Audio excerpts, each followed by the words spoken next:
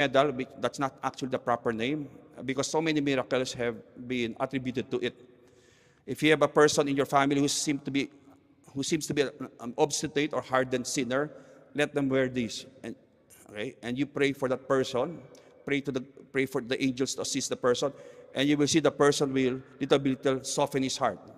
Maybe the person doesn't want yet to go to confession, or doesn't want maybe say to go, to maybe there's a lot of anger and hatred and doesn't want to forgive. Very effective sacramental. Its efficacy is for hardened sinners, okay? Obstinacy. So each sacramental has its own specialty or specialization. You should know the specialization of each sacramental.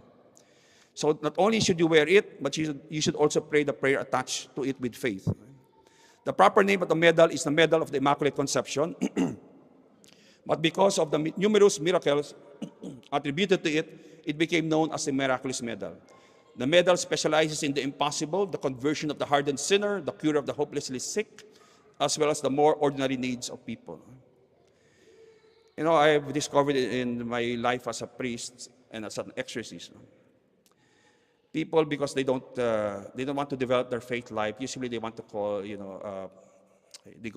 they seek out healers and all these things. But when you challenge them that, you have, as long as you have the faith, you will experience miracles in your own life. And once they're challenged to do so, they are surprised that God answers their prayers. But because they don't want to even maybe test that faith, or develop that faith, they'd rather go to all these other, we may say, occult practitioners to get what they want. And when we say occult practitioners, these are the pagan practitioners which we should never go to, because you're talking about another religion. Mama Mary told St. Catherine Labouré, have a medal struck after this model. All who wear it will receive great graces. They should wear it around the neck. Graces will abound for those who wear it with confidence. This sacramental is one of only 3 in the history of the Church to be Marian sacramental. Okay, it means Marian sacramental. Is one of only 3 in the Church in the history of the Church to be liturgically honored. The others are the Rosary and the Brown Scapular. The second most powerful saint in heaven is Saint Joseph. He's called the terror of demons. Okay? And he protected the Holy Family and will also protect our families if we invite him into our homes. And the beauty about this is that more and more people now are having a devotion to Saint Joseph. And one of the sacramentals that is very effective in our ministry, especially those who are in bondage to lust, spirits of lust, is the Saint Joseph's cord. Okay? Family members in bondage to lust in all its forms, when they use it with faith, they experience, in a sense, liberation, or they have the strength to overcome temptations against the spirit of lust or sins of the flesh. And many have testified, seminarians, persons who are struggling in their sexuality with sins of the flesh, they've testified again and again to us, exorcists, that, Father, it is very, very effective. Okay? Very, very effective. It keeps the spirits of lust away that can aggravate the temptations, and they also give you the strength and the grace to be able to overcome these temptations. Of course, the saints, God desires that the communion of saints be real in our lives, especially our patron saints. Very important to have, when you were baptized, you were given a name of a saint. Automatically, that saint intercedes for you. Okay? That's why we always ask parents to make sure that their children are named, that they give children names of saints. Because immediately when they are given that name, the saint, especially during baptism, intercedes for that person. Okay? So don't forget to have a devotion to your patron saints. Now, of course, next is devotion to the angels, another very important element. Remember, if you want to win in spiritual warfare and you want to escape the deceptions of the devil, you have to be with an army that has already defeated the fallen angels. And the army that has already defeated the fallen angels are the good angels. Okay? In the Catechism of the Catholic Church, number 350, we read, angels are spiritual creatures who glorify God without ceasing and who serve His saving plans for other creatures. Okay? So they are beings, part of the kingdom of God, part of heaven, who should be part of our lives here on this earth. And we will see later on why. Because even Jesus needed the angels in a sense. They are therefore emissaries sent by God from heaven to guide and protect us from all forms of danger and inspire us with the holy thoughts and desires that are holy. So maybe you're walking in a certain street and suddenly there's a person in need, and then there's an inspiration, help that person. Right? See Jesus in that person. Saint Ignatius of Loyola would always say, that's an inspiration for the good angel, from your angel, your guardian angel. And therefore, respond to that. Because the more you respond to the inspirations of your angels, the more they will give you more and more inspirations, good and holy thoughts and inspirations, and even consolations. And not only that, you will notice that you will become more and more sensitive to them. So much so that when you feel all alone and you close your eyes and you start to pray, immediately you will experience their presence. You will experience a divine consoling presence, and suddenly the fear dissipates. Remember, for the angels to become more and more, to enter your life more and more, they have to be invited. And the way we invite them, they will not simply enter your life totally, unless you invite them. And the way we invite them is to have a devotion to them. Especially young children, we should teach them immediately how to have a devotion to their guardian angels. Because the demon's main target, first and foremost, in any family will be the most innocent. He hates those children the most innocent in the family. That's why the young children should be taught how to pray immediately to their guardian angels. Because we have cases of of children who were not taught to have a devotion to the guardian angels. Later on, they started to have imaginary friends which were not actually imaginary. Okay? They would start to see little children, and they thought that they were real. They would talk to them, befriend them, and later on we would find out later on it was a diabolical spirit, right, that they invited into their lives. Right? From the first pages of Genesis to the last pages of Revelation, we see their crucial role in creation, the fall, and salvation.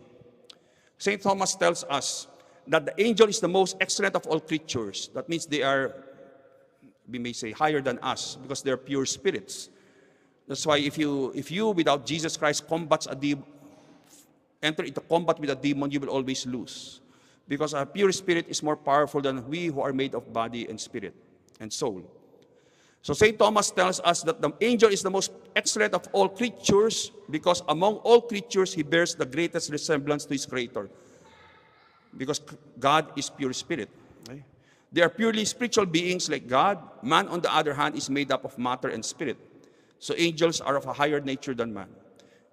As we read in the Psalms, thou hast made him a little less than the angels. They love us because we are made in the image and likeness of God, and also because we are the children of God, and will in due time live with them in heaven. Okay? There are certain traditions in the church that state that once the number of the fallen angels have left their place in heaven, human beings are supposed to fill up those places to continue to worship God. Okay? Once that number is reached, the world will end. Right? They also love us. They also love whatever God loves. Since God loves us infinitely, their love for us is truly great. So, little angels in the Bible, angels in the New Testament. Jesus' mediation has not nullified the natural mediation of the angels, but their work now revolves around the Redeemer and his work of redemption. With Jesus' incarnation, he has descended below the angelic nature. He became lower than the angels because he became human. Hence, he not only accepts the angels' service, but even to need it. In Matthew chapter 4, verse 11, and Mark chapter 1, verse 13, after the temptation of Jesus in the desert, the angels ministered to him. They comforted the Savior's pure humanity, severely weakened by fasting and tested by the insults of the devil. In Luke chapter 22, verse 43, the agony in the garden, after that, an angel came to strengthen him. The angelic nature comes to the aid of human nature. Jesus suffers as a man. He is cut off from all sense of union with his Father, and his humanity is stretched to the limits, and therefore, later on, he needs the consolation of an angel. So if Jesus himself needed the help of the angels, we need also the help of the angels. Angels protect the body of Christ. The beginning of the church, we see that in the Bible. They announce the resurrection. They are present at the ascension. In Acts chapter 1, we see the angels as they reassure, encourage, and console the apostles. They work with the apostles, Acts chapter 5. When they were in prison, they released them. They protect them. They arrange providential encounters with the pagans so that we are able to share the faith with people who still desire, who don't yet know God. Remember, my dear brothers and sisters, we have a very great treasure that has been given to us by God. To be able to know God perfectly, in the sense of knowing who God is because of Jesus Christ. We've been given the great treasure of being able to unite with God even while we're alive on this earth through Holy Communion. And we're given the opportunity to be able to serve this God while we're still alive on earth. That's why we share this gift with the people around us who still do not know God, who do not know His real face, who do not have all the resources that we have, not only to encounter God, but to live like God in this world, like Jesus in this world. That's why it's still very important that we evangelize others, because if you really treasure the gift of our faith, you would want to share it with others. If you really experience the joy of your faith, the beauty of your faith, the truth of your faith, you would want to share that with people, especially those who you see are, maybe we may say, deeply seeking still for this God. Yes, many people know that there's a God, but they don't yet know who this God is, what is His face. We have been given that great blessing, but we have to share this blessing to others, that God has become one of us. Okay, so napakagandang sharing ni Father Jose Francisco Sequeia sa Philippine Association of Catholic Exorcists, Archdiocese of Manila, Office of Exorcism, mga kapatid. No? Una, napakadelikado ang kulang ng kaalaman sa pananampalataya. Yon ang madaling matangay sa mga nagsisilitawang kulto sa ating dami na sila, di ba? Sa ating paligid. Kaya sa Hosea chapter 4 verse 6, my people are destroyed for lack of knowledge. Kaya mga kapatid, dapat talaga pag-aralan natin ang ating pananampalataya. Aralan natin, isabuhay natin ang ating pananampalataya. At ayon sa sharing ni Father Jose Francisco Sequeia, dapat din na ating i-evangelize. Lalo na sa ating mga kapatid na nasa iba yung pananampalataya. Sila may nagsimba, pero wala silang mga sakramento. Wala silang banal na misa tulad sa atin sa simbahang Katoliko. Tayong mga Katoliko, sumasamba sa Diyos ayon mismo sa kanyang kagustuhan. Pero ang ibang mga sekta na tatag lamang ng tao, sila'y sumasamba sa Diyos ayon mismo sa kagustuhan ng kanilang founder. Although, ayon sa Lumen Gentium, deklarasyon ng Vatican Council, na yung mga kapatid natin sa iba yung pananampalataya, meron silang pagkakataon na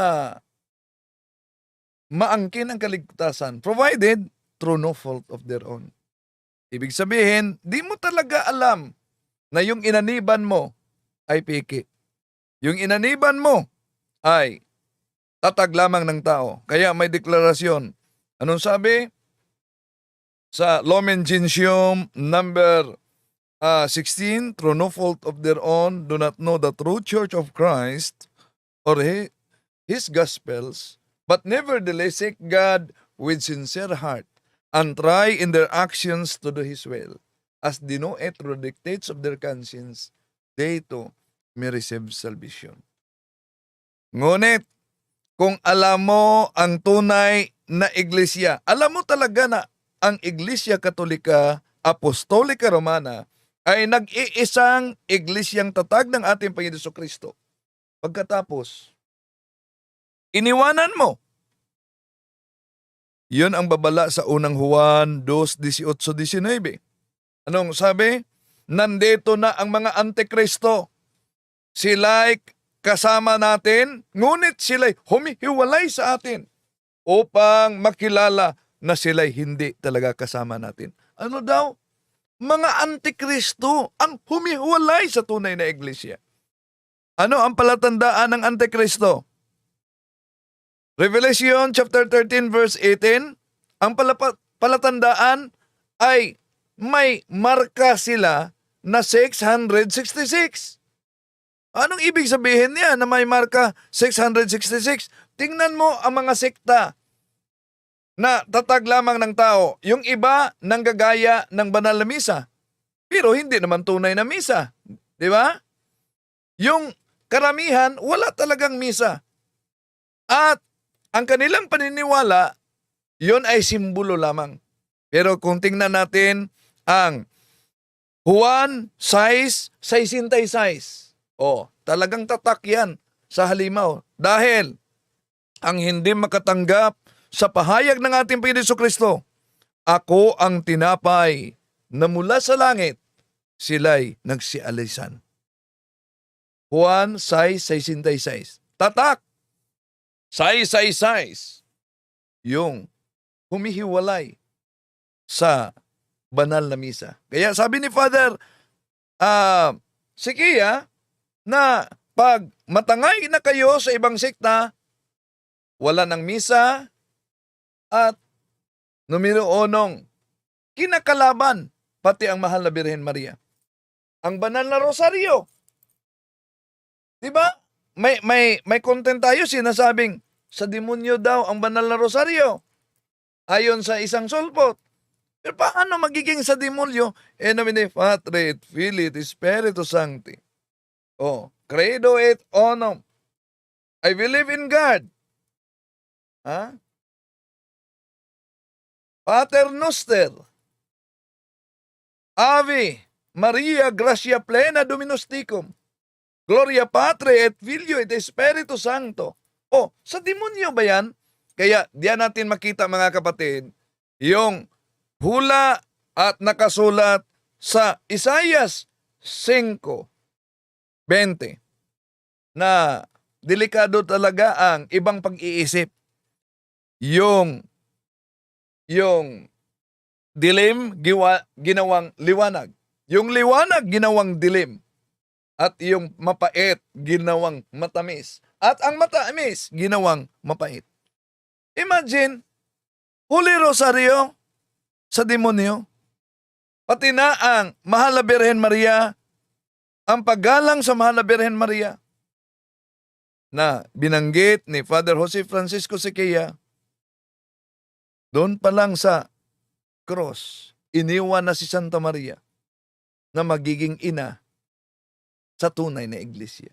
Kaya ipanalangin natin ang ating mga kapatid sa ibayong pananampalataya na sila'y mabuksan ang pag-iisip at iyayakap sa tunay na iglesia na meron talagang banal na ina.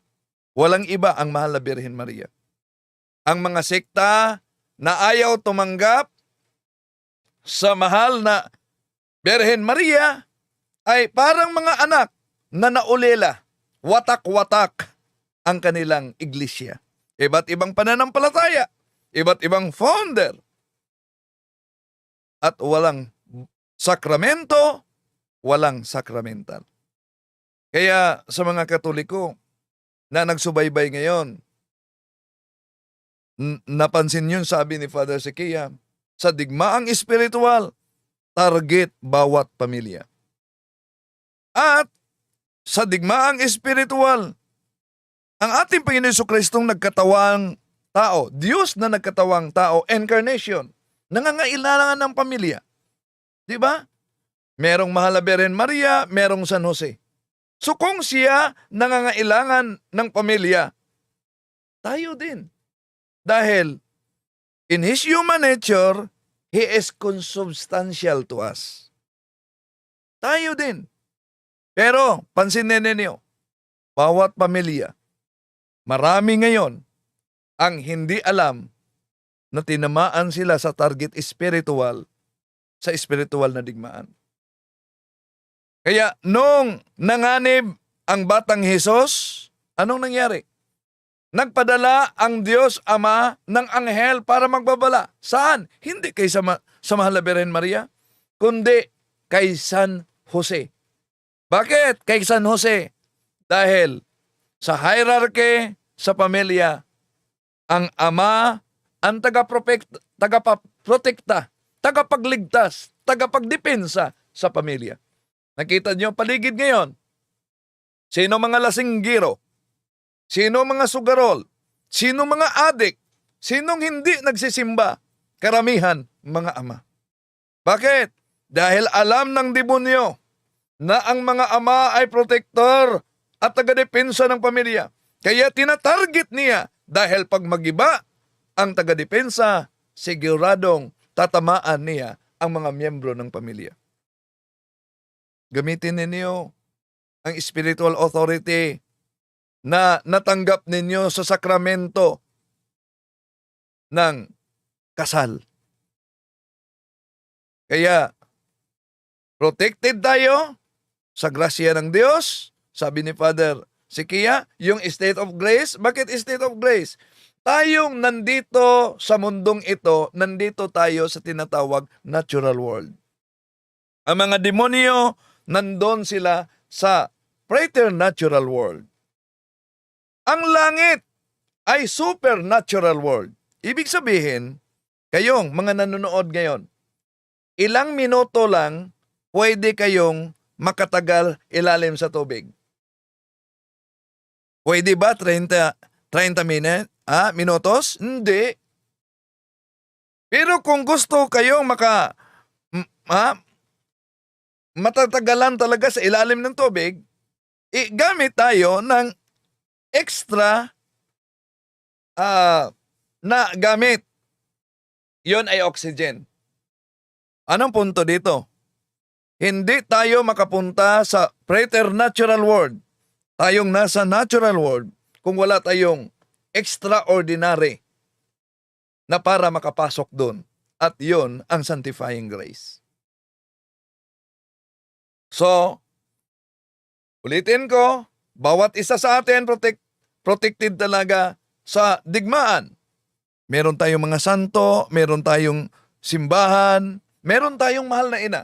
Kailangan natin proper faith, proper disposition of morality, and a state of grace. Maraming salamat sa inyong pagsubaybay. Sa lahat, hanggang sa muli, itong inyong lingkod, Brother Wendell Talibong.